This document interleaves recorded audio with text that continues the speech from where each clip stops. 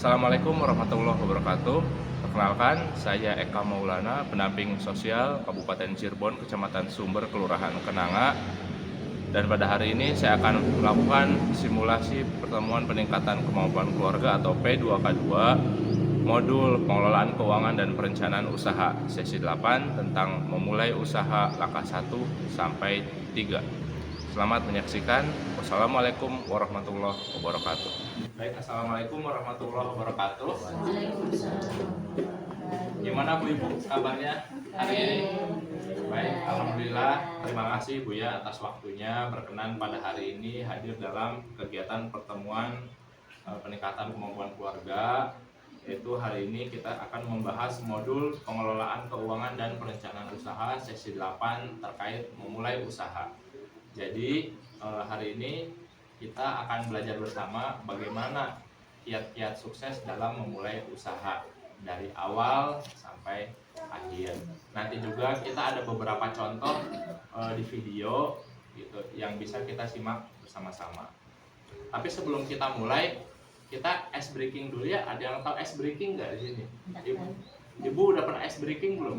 Belum. Udah. Sekarang berdiri semuanya Bu. Sok.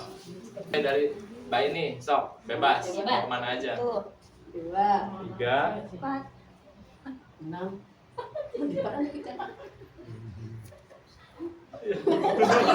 Salah Ibu. Maju Bu.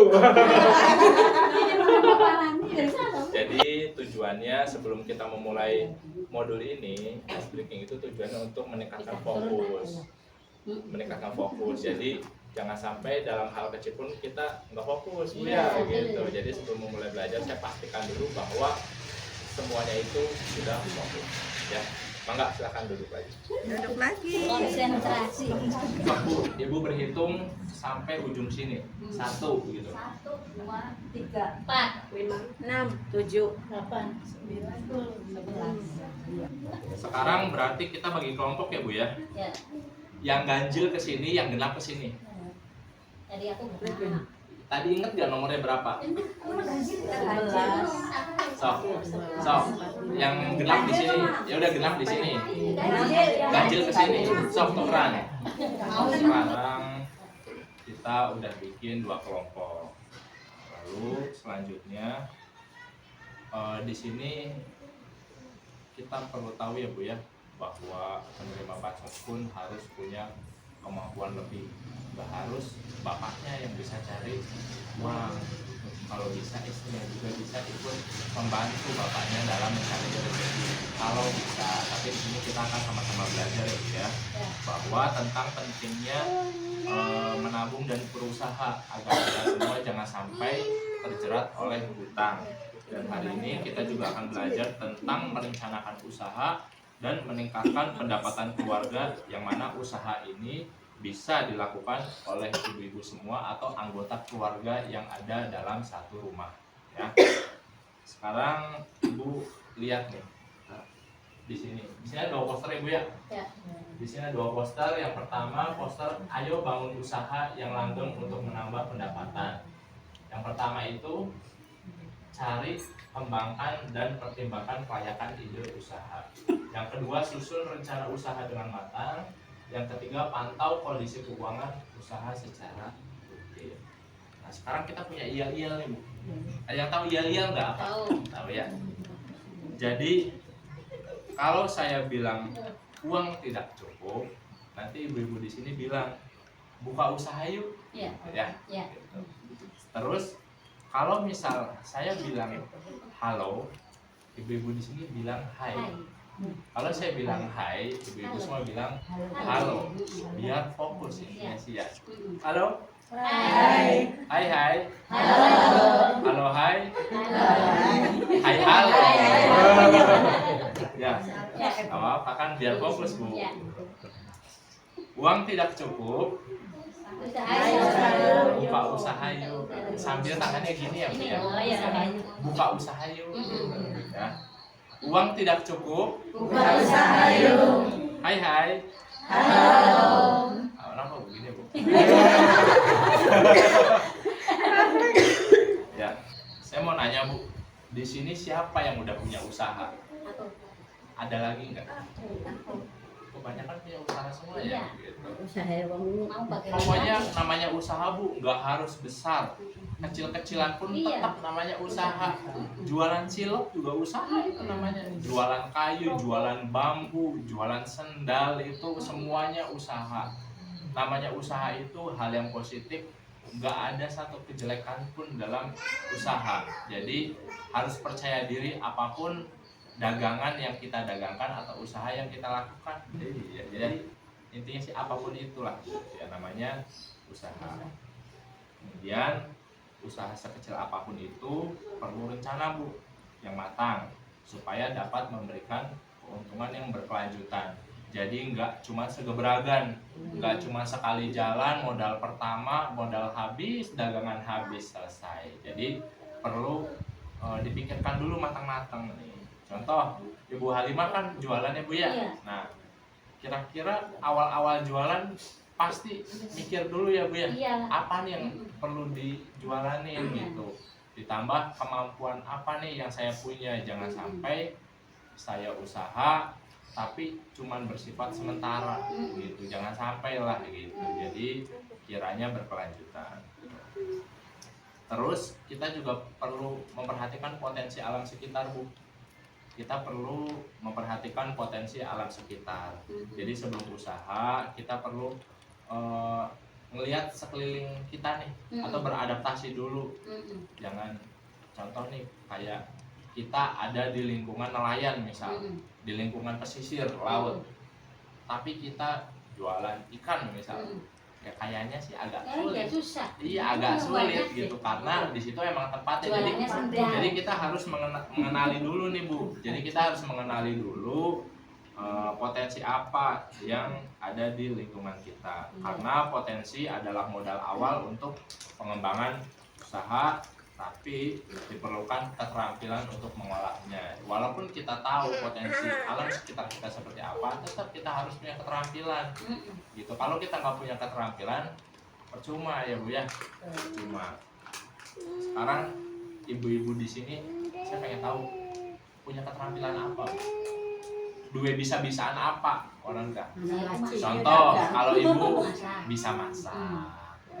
Ibu bisa apa barangkali? Bubur sama nasi kuning. Ya berarti kan bisa Masak, masak. baru Berarti, tuh. ya. Pot jahit. Ya, intinya sih punya keterampilan ya Bu ya. Terus sekarang saya mau bagi-bagi kertas. Pokoknya banyak kertas lah hari ini.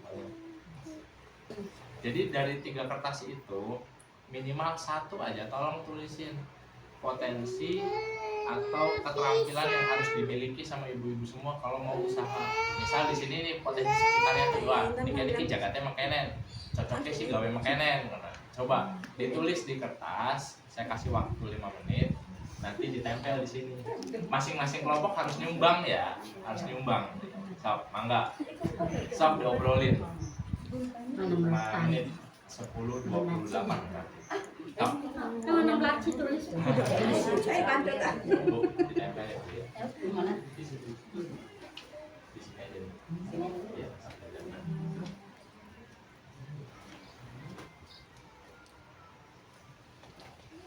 Apa nih di sini yang pertama usaha dagang makanan atau pasar malam.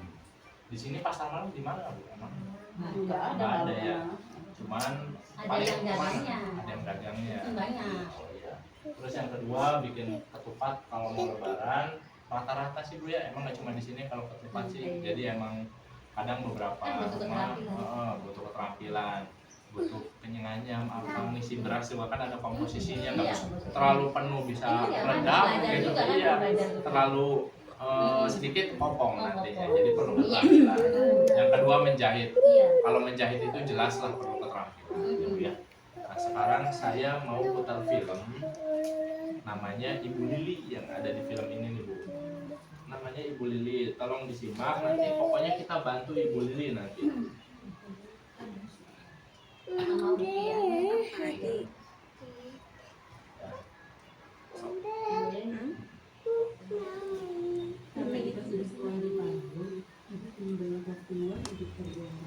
Jadi masalahnya Ibu Lili itu apa Bu?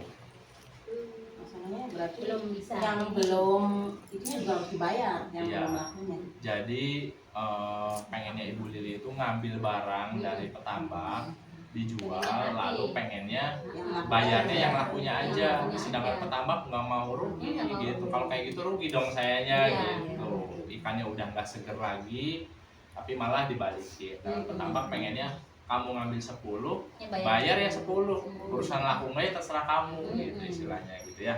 Kemudian ini saya mau bagi-bagi ini juga masing-masing kelompok.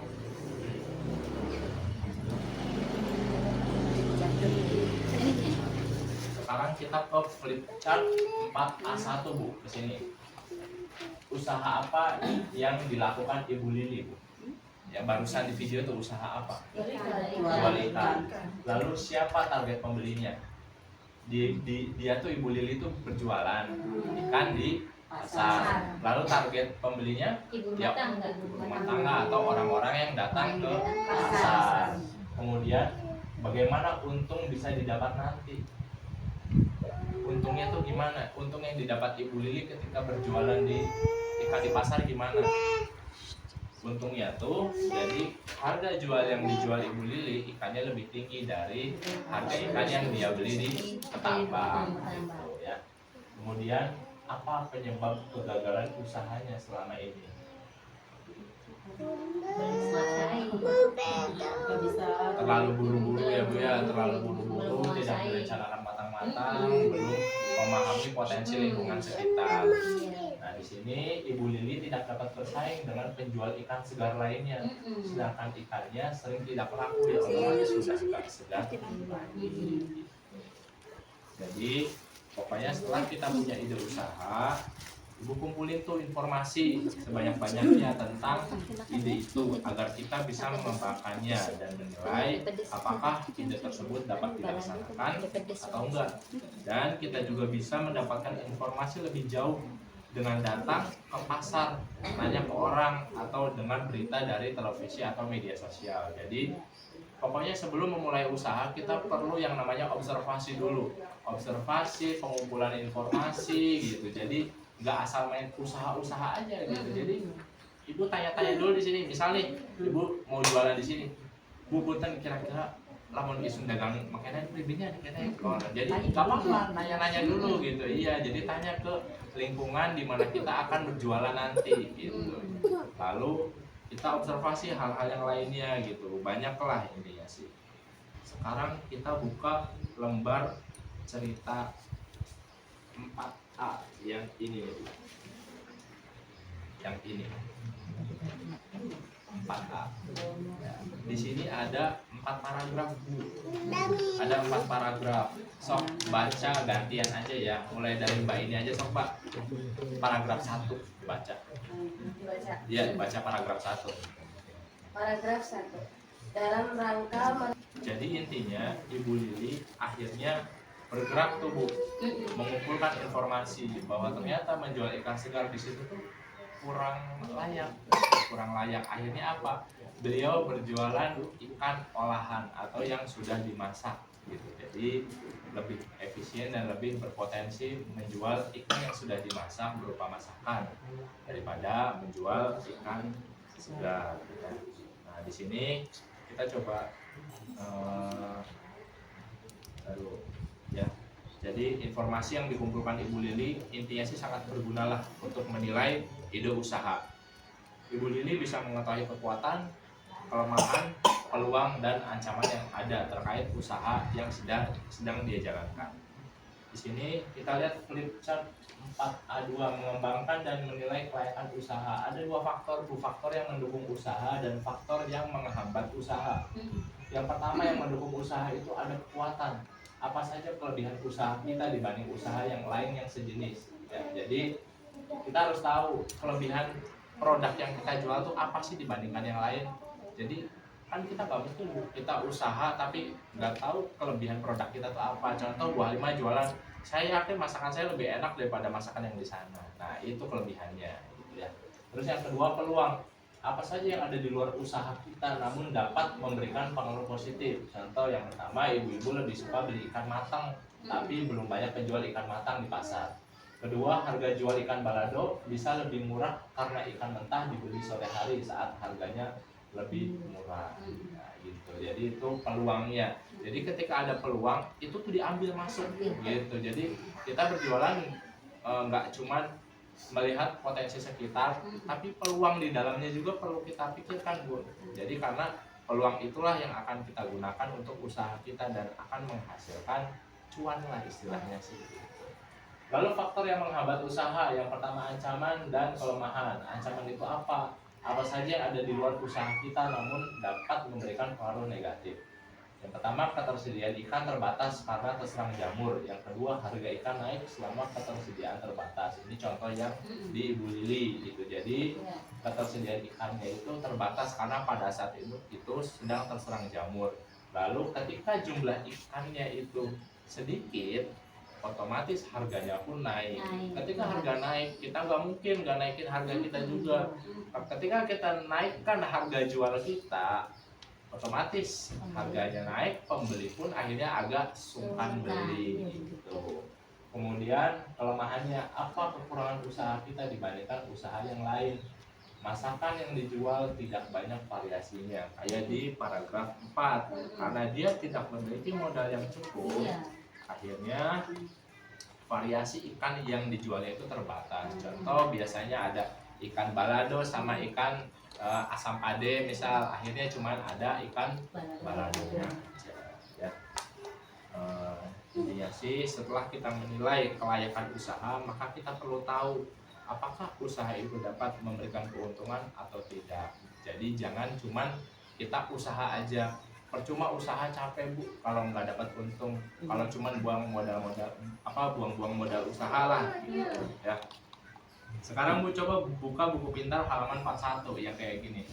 Halaman 41 halamannya di sini. Ya, di sini masih terkait kasusnya Bu Lili. Jadi ada mencari ide usaha pelajaran 4A. Terus di sini ringkasannya tuh ada di sini Bu. Ringkasannya ada di sini.